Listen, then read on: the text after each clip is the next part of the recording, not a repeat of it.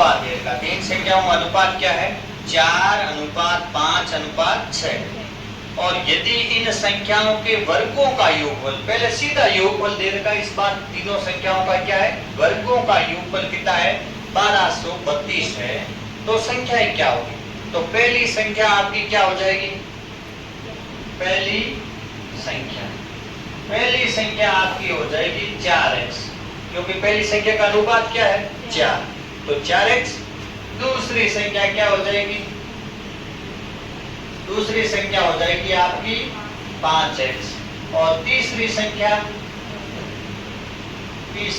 हो जाएगी आपकी 6।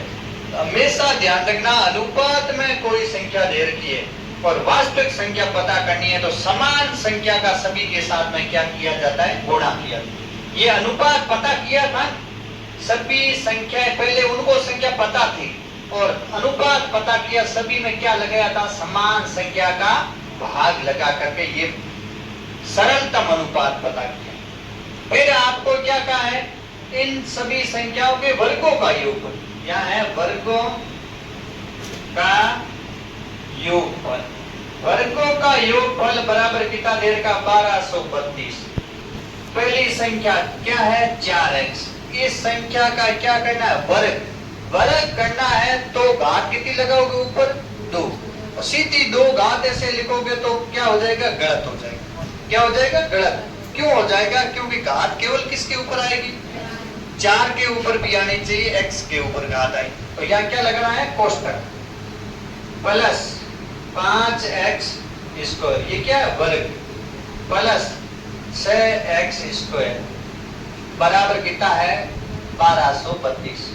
4x का क्या है? वर्ग पता करोगे तो 4 का वर्ग कितना होता है?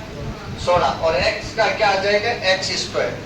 तो 16x स्क्वायर प्लस 5 का वर्ग कितना है? 25x square. 6 का वर्ग कितना है?